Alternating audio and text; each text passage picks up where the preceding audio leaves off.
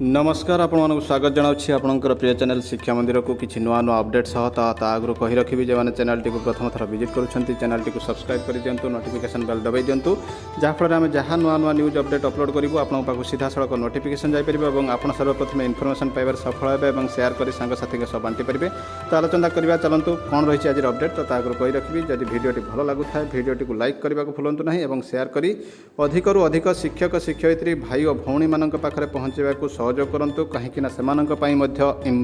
Information T important होता है। तो आम सर्वदा कही रखीचु teacher oriented educational oriented training oriented सबुठू latest update teacher recruitment oriented also आम और अपलोड करी थाउ जहाँकि शिक्षक मानकर उपकार आसी था। कमेंट करने को भूलंतु ना जहाँकि आमको मोटिवेशन आनीदेव आम अधिक अधिक वीडियो बनैबू एवं गोटे अनुरोध वीडियोटी को प्रथम शेष पर्यंत बिना स्किप्रे देखंतु कारण कौन इंपोर्टेंट इनफॉरमेशन से स्किप मध्य मिस कर जापारती जहाँकि रही बड़ अपडेट कहीं आम थंबनेल सबू इनफॉरमेशन को मेंशन करने को सुजोग पाऊना। चलते आलोचना करवा कौन रही प्रथम अपडेट।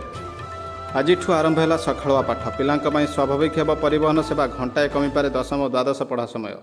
तो देखो ये रही न्यूज भुवनेश्वर रही न्यूजटी आसंता काली अर्थात आज सोमवार ठारू राज्यर समस्त विद्यालय सखाळुआ पाठ पढ़ा हे। राज्य में दिन को दिन ग्रीष्म प्रभाव वृद्धि पाउथिबा बेले यहाको दृष्टि रखी विद्यालय गणशिक्षा विभाग पक्षर स्कूल पाठपढ़ा समय को परिवर्तन कर नवम रु द्वादश श्रेणी छात्र छात्री क्लासरूम पाठपढ़ा चली छात्र छात्री पाठपढ़ा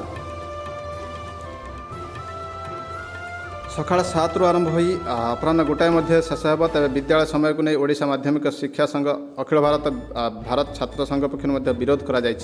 कहीं विरोध करा ना हूँ जिते गोटे बेले स्कूल छुट्टी हे ताहा फेरिया बेले प्रचंड खरा थी उभय शिक्षक और छात्र छात्री मानक जहाँकि अंतराय सृष्टि कर स्वास्थ्य प्रति अंशुघातर संभावना रही से विरोधाभास उठी सबुआड़। देखा परवर्ती अपडेट ये रही सकाळ 7 रु स्कूल अपराह 1टा पर्यंत पाठपढ़ा को विरोध विचार विमर्श पर नियाजिब निष्पत्ति मंत्री रही ग्रीष्म प्रभाव को दृष्टि रखी राज्य स्कूल खोलिबा समय परिवर्तन करा सोमवार ठारू परिवर्तित समय अनुसार स्कूल खोलिबा सह पाठपढ़ा चलिबो। राज्यर समस्त विद्यालय नवम और एकादश श्रेणी गुड़िक पाठपढ़ा सकाळ 8:30 रु 10टा परिवर्ते सकाळ 7 रु 9 पर्यंत सेहीपरि दशम और द्वादश श्रेणी गुड़िक पूर्वाह्न 11 रु 4 बदल 9टा रु 1टाए पर्यंत चलिबो। विद्यालय गणशिक्षा विभाग पक्षर पूर्व जारी होइतबा मार्गदर्शिका को यह अनुसरण करिवो। तो देखंतु ये विरोधाभास पर मंत्री निष्पत्ति कहिसेंती विचार विमर्श पर निष्पत्ति नियाजिबो मंत्री कहिसेंती एही सूचना दैछंती। निश्चित भाव रही गोटे बड़ अपडेट।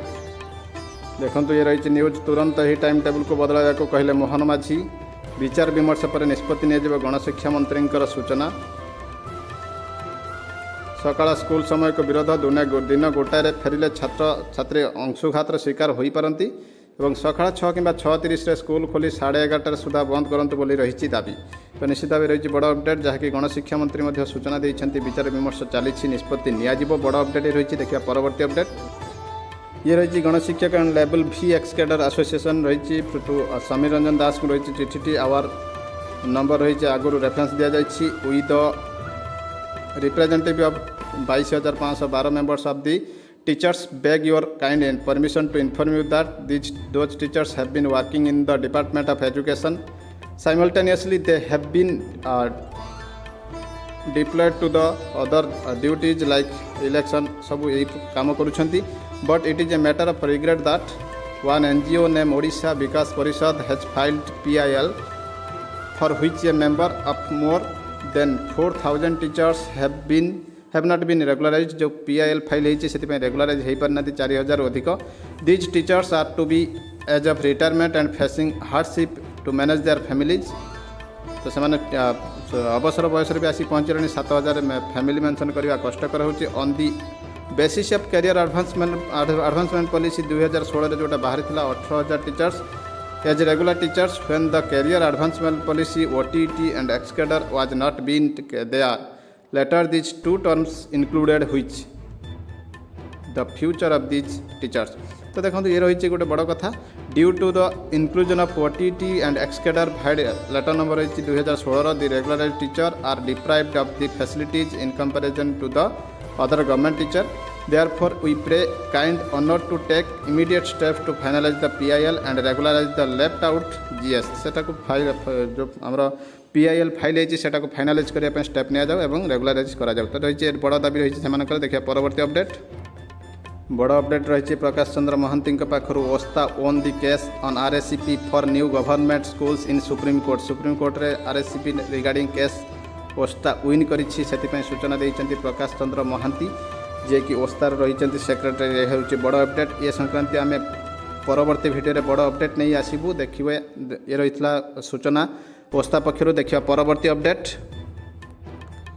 पिला कमिले शिक्षक बढ़िले प्राथमिक उच्च प्राथमिक स्कूल 5 वर्ष 8 लाख ड्रप आउट MDM चाउल हड़प संख्या खेल राज्य सरकार प्राथमिक और उच्च प्राथमिक विद्यालय गत 5 वर्ष मध्य छात्र छात्री संख्या 8,07,000 कमी एथिर सरकारी स्कूल प्रति आग्रह कमिबा ड्रप आउट छात्र छात्री संख्या वृद्धि मुख्य कारण बोली कहुई। यह जड़े पिला नाम एकाधिक थर दर्शाई MDM चाउल हड़प होता नहीं जांच कड़ाकड़ी होगापर संख्या ह्रास पाई मत प्रकाश पाई। अन्य पक्षे उक्त 5 वर्ष उच्च प्राथमिक विद्यालय केउं कारणर शिक्षक संख्या वृद्धि घटी ताहा साधारण प्रश्नवाची सृष्टि कर स्कूल गण शिक्षा विभाग मिलता तथ्य अनुसार 2015-16 36,760 एवं स्कूल 18,94,000 छात्र छात्री अध्ययन करुले। 2019-20 33,603 प्राथमिक स्कूल 14,78,000 अध्ययन करुले। तो ये रही डाटा जहाँकि बर्तमान आसी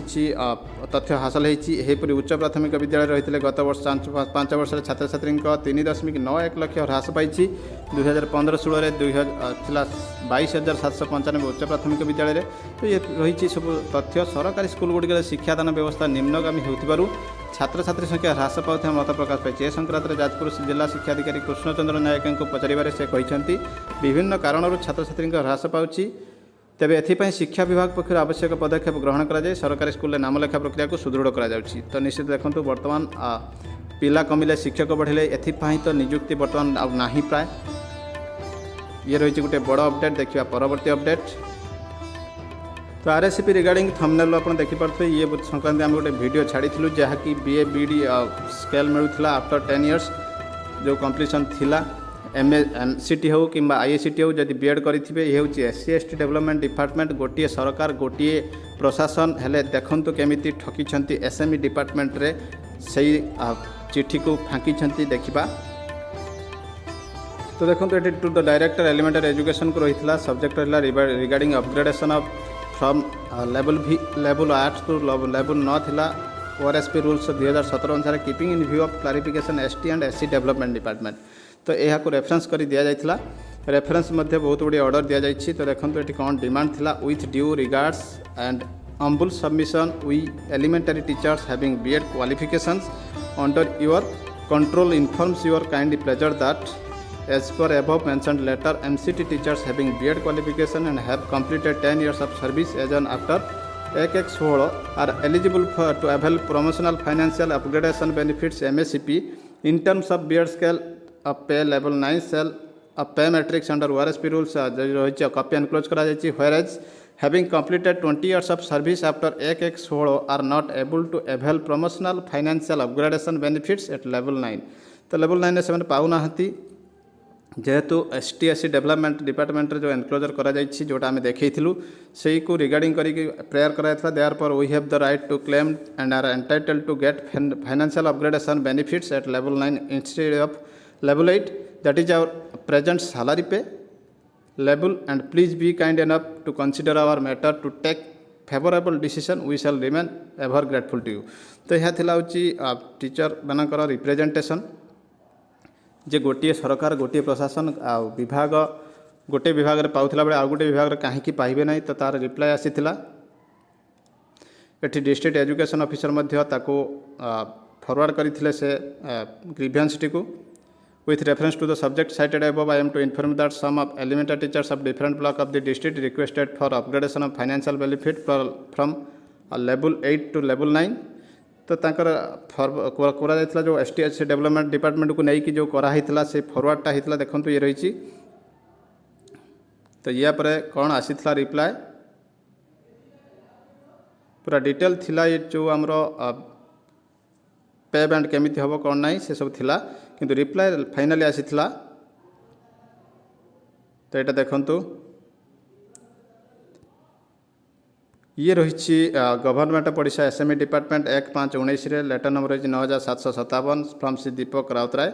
OS deputy secretary to government रही चिठी to director elementary education Odisha Bhubaneswar को रही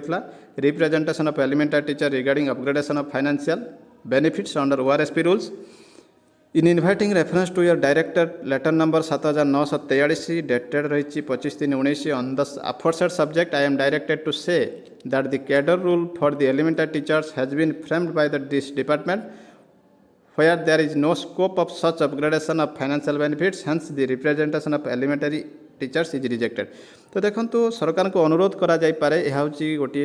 वृत्तिगत दाबी जदि गोटे सरकार गोटे प्रशासन गोटे जगार गोटे नियम अलग डिपार्टमेंट कौन गोटे अलग नियम हो कि जहाँ भी रिजोल्यूशन आसे ता रेट्रोस्पेक्टिव इफेक्ट सेटा बोथ डिपार्टमेंट कार्यकारी होगा कथा तो निश्चित भाव प्रति सरकार दृष्टि दिंतु यह बहुत शिक्षकों स्वार्थ हानि होची तो ये थिला बर्तमान बड़ अपडेट देखिए एमती किसी नुआ नुआ अपडेट्स मु पुणी आसबि आपन सामना को तो आगु कही रखी जो चैनल टी प्रथम थर विजिट करुँच चैनल टी सब्सक्राइब कर दिंतु नोटिफिकेशन दबाई दिंतु जहाँपर आम जहाँ नुआ नुआ न्यूज अपडेट अपलोड करूँ आप सीधा सड़क नोटिफिकेशन जापर और आप सर्वप्रथम इनफर्मेशन पाइबार सफल हे और शेयर कर सांगसाथी बांटी पारे रही जय जगन्नाथ।